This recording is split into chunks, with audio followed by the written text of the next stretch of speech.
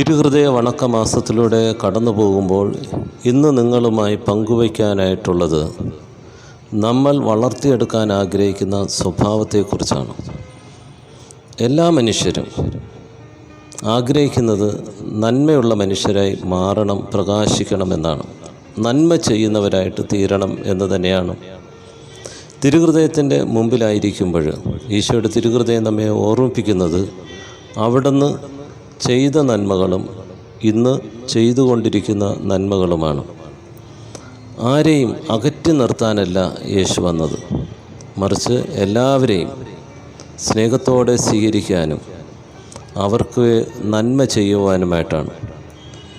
യേശു സുവിശേഷം അറിയിക്കുന്നു, രോഗികളെ സുഖപ്പെടുത്തുന്നു, അന്ധർക്ക് കാഴ്ച നൽകുന്നു, മരിച്ചവരെ ഉയർപ്പിക്കുന്നു, പിശാചുക്കളെ ബഹിഷ്കരിക്കുന്നു തുടങ്ങിയ എല്ലാ കാര്യങ്ങളെയും കുറിച്ച് മാർക്കോസ് സുവിശേഷകൻ പറയുന്നത് അവൻ നന്മ ചെയ്ത് കടന്നുപോയി എന്നാണ്.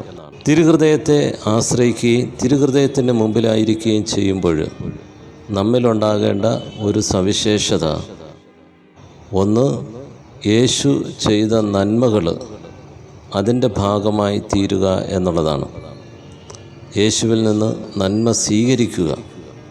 നമ്മുടെ കുറവുകൾ, നന്മയ്ക്ക് വിരുദ്ധമായി നിൽക്കുന്ന കുറവുകളും തിന്മകളും യേശുവിൻ്റെ മുമ്പിൽ ഉണർത്തിച്ചുകൊണ്ട് അവിടുത്തെ നന്മയാൽ അതിനെ നിറവുള്ളതായി മാറ്റുക എന്നുള്ളതാണ്.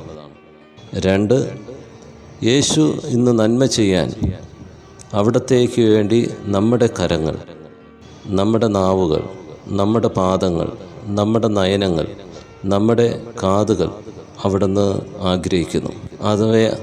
അവ നൽകിക്കൊണ്ട് യേശുവിൻ്റെ നന്മയുടെ കരങ്ങളായി, നാവായി, നയനമായി, ചെവിയായി, പാദമായി മാറാനായിട്ട് നമുക്ക് പരിശ്രമിക്കാം. അതിന് തിരുഹൃദയം നമ്മെ അനുഗ്രഹിക്കട്ടെ. തിരുഹൃദയ ജപം. ദാരിദ്ര്യം എന്ന സുഹൃത്തത്തിൻ്റെ മാതൃകയായ ഈശോയെ, അങ്ങയെ ഞാൻ ആരാധിക്കുന്നു.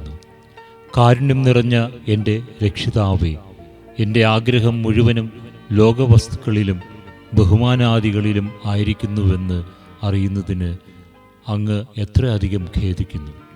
പരിപൂർണമായ എൻ്റെ ഹൃദയത്തെ അങ്ങ് ദിവ്യഹൃദയത്തോട് താരതമ്യപ്പെടുത്തി നോക്കുന്നുവെങ്കിൽ എൻ്റെ ഹൃദയം അന്ധകാരത്താലും സകലവക ദുർഗുണങ്ങളാലും നിറഞ്ഞ ഒരു ഗുഹയാണെന്നതിൽ സംശയമില്ല. സ്നേഹം നിറഞ്ഞ എൻ്റെ ഈശോയെ, എന്നെ ദയാപൂർവം അനുഗ്രഹിക്കണമേ.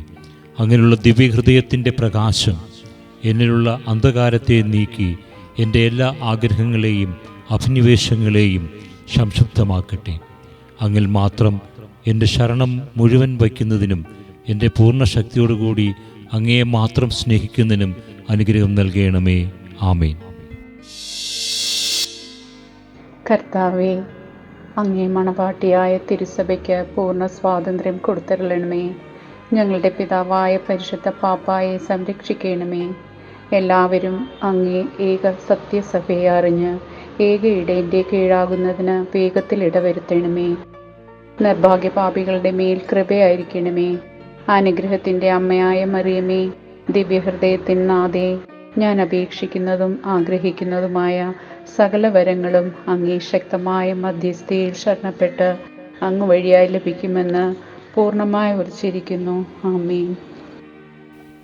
ജീവിതത്തിൽ നാം നേടിയതൊക്കെ കർത്താവിൻ്റെ കരവേലകളാൽ നിർമ്മിതമാണെന്നുള്ള തിരിച്ചറിവുണ്ടാകാം. കർത്താവിൻ്റെ ദാനങ്ങളാണെന്ന് നമുക്ക് തിരിച്ചറിയാം.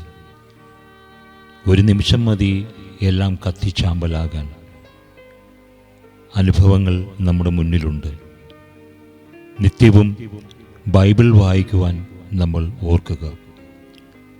നമ്മുടെ പ്രിയപ്പെട്ട ഫ്രാൻസിസ് മാർപ്പാപ്പ വിശുദ്ധ ഗ്രന്ഥത്തിനെക്കുറിച്ച് ഇങ്ങനെ പറയുന്നു: വിശുദ്ധ ഗ്രന്ഥം തുടക്കം മുതൽ അവസാനം വരെ ദൈവസ്നേഹത്തിൻ്റെ സ്വരമുണ്ട്. ബൈബിൾ ദൈവസ്നേഹം വിവരിക്കുകയല്ലാതെ മറ്റൊന്നും ചെയ്യുന്നില്ല. അതുകൊണ്ട് ബൈബിൾ വായന തുടരണം. അത് പരിശുദ്ധാത്മാവിനോട് നമ്മെ അടുപ്പിക്കും. ദൈവവചനം വായിക്കുകയും ശ്രവിക്കുകയും ചെയ്യണമെന്നാണ് ഫ്രാൻസിസ് മാർപ്പാപ്പ തൻ്റെ പ്രഭാഷണത്തിലൂടെ വിശ്വാസികളെ ഓർമ്മിപ്പിച്ചത്.